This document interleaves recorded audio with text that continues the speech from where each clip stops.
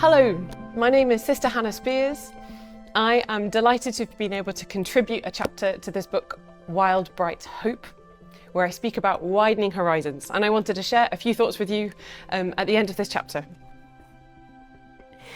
Finding God in all things, embracing diversity, inhabiting the present moment, choosing the sacrifice of simplicity, daring to commit, these are treasures hidden in plain sight. They are not too difficult or beyond your reach. There's so much in the religious life and community life that brings me hope. The reason I chose these things in particular is precisely because they are things that I feel I can do and choose day by day, where hope is not just an emotion, but something that I choose and an orientation, and something that I receive from walking with Christ. So a few thoughts at the end of this chapter.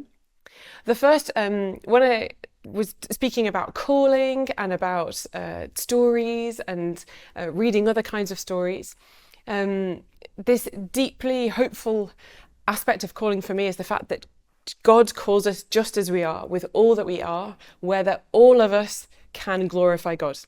And over and above, not just the things that I choose, but maybe the accidents that I make or the interruptions that happens in my life. God can use them and bring fruit and bear fruit above and beyond what maybe I would have expected. And a tool that really helps me to see this is the examine. So it's this technique in Ignatian spirituality where I stop, I pause and think back, look back at God's action throughout the day. So it's not about listing things as good and bad, but where was I drawn to God? Where was I drawn away from God? And to let God's perspective enrich my own. To see how God was there, calling me, walking with me, doing above and beyond what I could imagine. I talked about otherness and community and transparency as well, because something really concrete is the people who are in front of me, and people who are not just there who I have to put up with or fix or something, but fellow pilgrims on the journey, people who are not like me, people who forced me to admit that I don't have the whole truth. I don't have the whole of anything.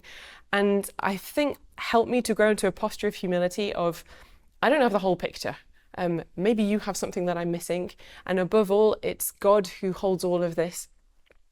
And this aspect of relationship as being so powerful and being able to break down walls. A religious sister of another community that I was speaking with recently says that something that she tries to do on social media is to follow people who she doesn't agree with. Not because she's trying to befriend them instantly, but because she wants to leave a door open. She wants to be able to be touched and encounter the thought of another and how they see things. To leave that door open, to continue to admit that I don't have the whole story and maybe I have something to receive from you. I talked about time because being present, these two meanings of the word present, present as in not past, not future, but present right here, and present as in a gift as well. To really inhabit this present moment is something that helps tether me not to the earth as the center of everything, but to the kingdom of God, to a God who holds all things. And I experience that when time is elastic and things that should have taken an hour take 5 minutes suddenly. The elasticity of a God who holds all things. And that actually, in order to be fully present to where I am now, I need to be tethered to a God who is at work above what I can imagine. It's not about squeezing things out of the day, but really remembering who everything is oriented to at the end of the day. I am not promised tomorrow, but I am promised God's presence in each and every single moment. And I talk about simplicity and open hands, and in particular the image of Mary. In the time of Advent in my community, we have a nativity scene, and the Mary is there with her hands open. And she spends the whole of Advent with her hands open, and it's only on December 25th that the little figurine of Jesus is placed into her hands. And it really speaks to me of this attitude of, I do not know what I'm going to receive, but maybe it will be more simple and humble and more remarkable than I can imagine. And maybe I won't see it straight away. That's time. It's Jesus and his 30 years of time in Nazareth.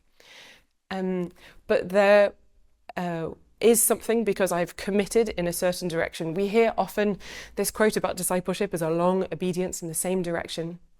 And a sister of my community said recently that when we commit, we might lose something of mobility, we might lose something of expansion and extension, but we gain in continuity, we gain in depth. I think it's a beautiful, hope-filled thing that nourishes me and that I want to share. And I really firmly believe that when we accept this, when we really truly choose what is our life and who God is in that, we can offer that to the world, not because they're remarkable, but because I am an ordinary member of an extraordinary body, because I am an ordinary life that is imbibed with God's presence in the way that God chooses to fill it. And this is hope, this is concrete, this is sure, because it comes from God's hands. So thank you for reading, and I pray that God will continue to grow hope in you as you walk day by day. Thank you. Hi, I am Belle Tyndall and I am one of the contributors to Wild Bright Hope. And firstly, before I delve in, I just want to thank you. It is a total honour that you have spent time in my chapter and allowed my voice into your mind. I'm truly honoured. I must say that I am even more convinced, even more sure now than I was when I wrote the chapter that God is up to something particularly exciting in our particular cultural moment.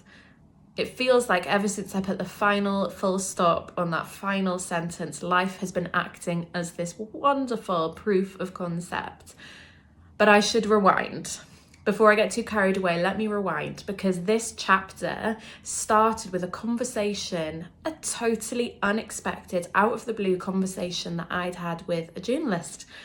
She was not Christian, nor was she writing for a Christian publication, but she knew that I was a Christian and did write for a Christian publication.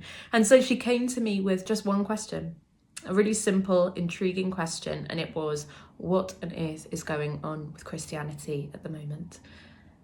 And I sort of didn't have a short and snappy answer for her. In fact, this chapter is my answer for her, because having dwelt on that conversation, what I should have said was, you're right, something very special is happening with Christianity, because since I've noticed that in the public eye, more and more and more people, musicians and philosophers and scientists and athletes, all kinds of people are talking about and pointing us towards Jesus. And you'll notice in the chapter I jot down a few examples. Stormzy praying and worshipping on the Pyramid stage at Glastonbury Festival. That's a particular favourite of mine.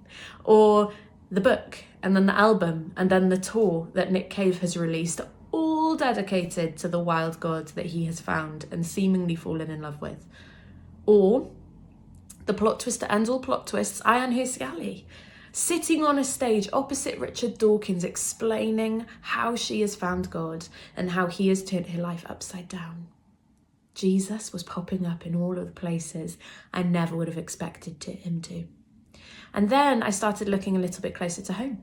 My friends, my family, my neighbours, my colleagues, and I realised that the exact same thing was happening there too. Again, I jot down in the book that I have had conversations on the streets with neighbours I've never spoken to, that I've had conversations with people I was in school with who have slid into my DMs, not to ask me about me, but to ask me about Jesus. And let me tell you that those stories have been rolling on. More and more and more of those occasions have been happening in my life, and that's not because I am attracting them, I promise. I am no natural evangelist, it's because God's up to something. Augustine, I quote this in the book, I think it's one of my favourite quotes of all time. He writes, "You have made us, O Lord, for yourself. And so we are restless until our hearts find their rest in you." I believe that that's true. I believe that's true of me. I believe that's true of you. I believe that's true of your neighbours, your colleagues, your hairdresser, everyone. And so if God is doing something, and if people's restless hearts are searching and seeking him, what do we as the church do about it? I gave three little suggestions in my chapter, and I must say that now that the chapter is out in the world, I'm so excited to hear other people's. But my three suggestions were a generous curiosity, a real refusal to dismiss or demonize the people who are seeking God. Also, a confidence. I do not think now is the time for us to lose our confidence in our message, in the fact that we can point people towards the one who made them. And thirdly, a clarity on what our message is, or rather, who our message is. Our message, the bullseye at the heart of everything we are and believe, is Jesus.